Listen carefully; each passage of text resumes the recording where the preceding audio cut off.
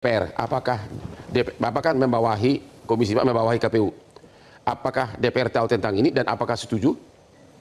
Secara normatif kan Komisi 2 DPR RI itu memiliki dua fungsi legislasi terkait kepemiluan. Ya. Satu, membahas rancangan undang-undang menjadi undang-undang di bidang kepemiluan.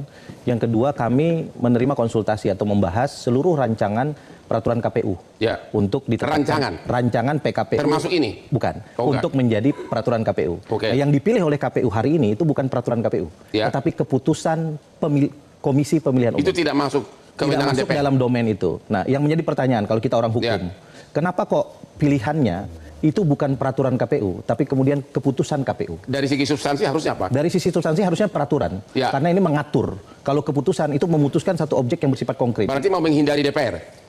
Itu menjadi pertanyaan bagi Komisi 2. Menurut DPR? Itu menjadi pertanyaan bagi Komisi 2 dan kami sebetulnya ingin memanggil KPU Republik Indonesia pada Senin yang akan datang. Tetapi kemudian mereka terlanjur membatalkan keputusan KPU nomor 731 tahun 2025. Apakah tidak dipanggil juga? Segampang itu mencabut? Kami akan tetap mendalami, melakukan klarifikasi. Yang kedua yang akan kami klarifikasi adalah kenapa keputusan ini atau dasar aturan ini dikeluarkan di tengah tidak ada lagi tahapan terkait dengan pemilihan presiden. Ya. Normally, seluruh ketentuan peraturan terkait dengan tahapan pemilu itu diajukan beberapa saat sebelum tahapan itu dilakukan. Jadi misalnya ini tahapan pendaftaran Capres-Cawapres. Dulu zaman Mas Arief, 2-3 bulan sebelumnya rancangannya dimasukkan ke Komisi 2, lalu kemudian kita bahas, kita sahkan. Ini kan masih matahari baru terbit dari timur, masih jauh sekali baru ke ufuk barat. Jadi ini ada dua hal, substansi, dasar aturan yang digunakan, yang ketiga adalah momentum yang kurang tepat. Dan momentum yang kurang tepat ini di tengah arus publik yang menginginkan seluruh kementerian lembaga negara termasuk DPR di dalamnya itu semakin terbuka, semakin accountable. Nah, pemilu kita itu kan harusnya adalah satu pemilu yang bukan hanya demokratis dalam saat pelaksanaannya, tetapi juga demokratis dalam konteks penyusunan proses, termasuk penyusunan regulasi yang ada di dalamnya. Di sini logika hukumnya nggak nyambung. Logika hukumnya sangat kacau. Kalau begitu motivasinya apa? Mau melindungi seseorang atau apa? Analisa. Saya sebagai Ketua Komisi 2 DPR RI yang bermitra dengan KPU Republik Indonesia, karena kami belum bisa memanggil resmi karena jadwal masing-masing sudah terjadwal, saya langsung telepon beberapa pimpinan KPU RI. Terus jawabannya? Mereka menyatakan bahwa keputusan KPU nomor 731 tahun 2025 ini muncul karena beberapa waktu terakhir banyak sekali surat yang muncul ke KPU RI meminta adanya salinan ijazah atau ijazah terkait dengan Capres-Cawapres. Saya bilang kalau itu Anda cukup jawab. Tidak. Sesuai dengan ketentuan peraturan perundang-undangan, Anda tidak perlu terlalu jauh untuk membuat keputusan. Tinggal lihat aja di kalaupun ada fenomena yang menurut Anda harus direspons, jauh lebih baik kalau Anda sampaikan dulu ke Komisi 2 DPR RI. Nah, karena di Komisi 2 rapat dengan KPU itu selalu kita bikin terbuka. Dan ini bisa didengar oleh publik. Jadi jawaban KPU pun tidak masuk di akal juga. Nah, mereka kemudian berdalih dengan prosedur seperti yang tadi Mas Arief sampaikan. Kami sudah mengikuti dasar ketentuan Undang-Undang Nomor 14 Tahun 2008 tentang keterbukaan informasi publik. Apa itu caranya? Caranya adalah setiap informasi yang dikecualikan atau yang tidak boleh dilihat oleh publik serta-merta, itu harus dilakukan uji konsekuensi. Saya bilang, siapa peserta uji konsekuensinya? Kalau memang peserta uji konsekuensinya itu adalah multi stakeholders yang selama ini punya kepedulian terhadap pemilu, termasuk para pakar-pakar hukum yang peduli terhadap pemilu, dan akan jauh lebih baik juga ada perwakilan dari partai-partai politik, mungkin nggak seperti ini jadinya. Nah, karena itu waktu itu saya sarankan, Anda segera bikin klarifikasi kepada publik dengan jelas, dan kalau memang ada persoalan, jangan ragu untuk melakukan koreksi atau revisi terhadap keputusan KPU itu. Pak Rangkuti, kalaupun dilakukan uji konsekuensi, kenapa sekarang? Kan belum mendesak. Tadi kan disebutkan, karena banyaknya permintaan dari luar terhadap ijazah tertentu yang berhubungan dengan Capres dan Cawapres. Dan KPU... Ya, teman-teman, kembali lagi bersama saya di channel ini. Mari kita saksikan bagaimana tanggapan para netizen tentang cuplikan video tersebut, teman-teman. Jadi kali ini kita menyaksikan tentang keberlanjutan kasus ijazah Pak Gibran ini beserta Pak Jokowi yang telah melakukan kebohongan di negara Indonesia ini, teman-teman. Jadi teman-teman, yang mereka katakan di sini hukum yang berat KPU karena sudah membuat pemufakatan jahat KPU dan Gibran dinepalkan saja biar digantikan dengan orang yang benar dan berpikiran yang baik, teman-teman. Jadi selama ini KPU ini telah bermuka dua ya, teman-teman, telah menipu kita dengan membela kebohongan sang pembohong ini. Jadi teman-teman, supaya biar tidak ribet lagi, KPU sebaiknya harus dinepalkan beserta Gibran karena bikin ribet saja negara kita tercinta ini, teman-teman. Ya, jadi mungkin kita para rakyat salut sama Hotman yang selalu bela kebenaran ini ataupun terus membongkar kebenaran yang sebenarnya ijazah Pak Gibran beserta Pak Jokowi ini. Jadi semangat terus Bang Hotman yang selalu membongkar kebenaran ataupun kasus-kasus ini telah ikut menyelesaikannya. Jadi teman-teman, semoga Pak Hotman ini diberikan kesehatan oleh Tuhan ataupun Allah.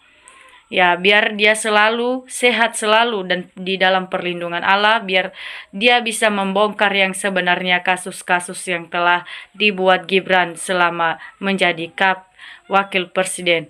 Jadi Presiden Prabowo harus ganti ketua KPU. Ya, betul teman-teman, tanggapan mereka di sini sebaiknya KPU itu harus diganti ketuanya ya, karena ketuanya adalah telah bersengkongkol dengan tukang pembohong nomor 1 di Indonesia ini, yaitu Gibran.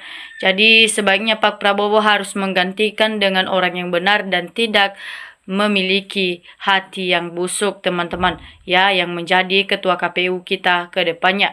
Nah, untuk lebih baiknya juga sama dengan Gibran dan juga ketua KPU ini harus dinepalkan saja biar tidak bikin amburadul negara kita hanya karena gara-gara yang ulah KPU ini, ketua KPU ini bikin negara kita jadi malu saja karena Gibran yang telah menjadi wakil presiden karena lolos dari KPU tersebut. Jadi sebuah motivasi buat anak-anak kita bangsa ke depannya supaya tidak melakukan hal sedemikian yang telah dilakukan Pak Gibran ini, teman-teman. Jadi kalau Hotma sudah integrasi dengan pertanyaan yang tajam, termul kepepet Jokowi tambah takut. Ya betul, kalau misalnya Pak Hotman ini sudah berkata interogasi dengan pertanyaan yang sangat tajam dengan para termul Pak Jokowi, ya mungkin mereka sangat takut dengan Pak Hotman ini yang sudah tahu segalanya tentang kasus ijazah tersebut, teman-teman. Jadi memang KPU itu sudah jadi pengkhianat bangsa Indonesia, betul teman-teman. KPU yang kita harapkan itu jadi orang baik, namun di balik itu telah menipu kita dan telah bersengkongkol dengan orang yang tidak kita inginkan menjadi pemimpin di negara Indonesia tercinta ini. Jadi teman-teman, semoga para penegak hukum mendengarkan kata-kata Pak Hotman ini yang selalu membela kebenaran, teman-teman, dan mengatakan yang sejujurnya, teman-teman, bukan membela kebohongan karena memakan uang. Bukannya, teman-teman, ini Pak Hotman ini sangat luar biasa ya. Dia sangat berkesempatan untuk terus-menerus membongkar kasus-kasus yang dilakukan Pak Jokowi ini, teman-teman. Jadi Hotman pengacara handal, berbagai kasus pasti terbongkar yang dia tangani, teman-teman ya. Jadi semangat Pak Hotman, biar kamu terus dihina-hina oleh para termul, tetap semangat untuk membongkar yang namanya kasus ini yang telah dibuat Jokowi beserta anaknya Gibran ini. Jadi teman-teman, bagi yang berakal sehat pasti setuju dengan Bang Hotman ini kalau ijazah asli sudah lama Roy CS jadi tersangka. Jadi teman-teman ya, kalau menurut saya kita harus setuju dengan Bang Hotman ini yang selalu ingin membuka kebenaran dan berkata jujur tentang kasus ini, teman-teman. Jadi ya, kita harus mendukung Bang Hotman ini biar terus terbongkar masalah ini, biar cepat selesai jadi negara yang maju di negara kita ini. Jadi teman-teman, yang mereka katakan itu memang benar, teman-teman. Sudah jelas ijazah Jokowi itu nggak pernah ditunjukkan ke publik karena nggak punya ijazah asli Jokowi. Ya, jadi Jokowi itu sebenarnya dia beralasan tidak mau menunjukkan karena memang tidak ada, teman-teman. Jadi itulah masalah yang jadi lagi viral sekarang karena Jokowi tidak mau menunjukkan ijazahnya yang sebenarnya di depan umum. Ya, jadi sebaiknya Jokowi harus menunjukkan yang sebenarnya, apakah ijazahnya itu asli ataupun pura-pura ataupun hanya rekayasan, teman-teman. Jadi seumur hidupnya nggak mungkin nunjukin, udah jelas palsu, ya memang palsu. Nah makanya Ya, seumur hidup Pak Jokowi ini pasti dia tidak akan menunjukkan karena memang tidak ada ataupun hanya palsu dan rekayasa yang telah dia buat selama ini untuk menjadi pemimpin di negara kita ini, teman-teman. Jadi kalau asli tangkap Roy Suryo, kalau palsu tangkap Jokowi. Betul, teman-teman. Kalau memang asli Jokowi mempunyai ijazah, ya kita harus menangkap Roy Suryo CS. Dan kalau itu adalah palsu, ya yang ditangkapnya adalah Jokowi yang telah memperbanyak masalah di Indonesia kita ini. Jadi kalau menurut rakyat ini yang mereka nilai-nilai itu adalah memang palsu, ijazah Jokowi itu tidak ada karena dia takut menunjukkan, jadi mereka sangat curiga dengan hal itu, teman-teman.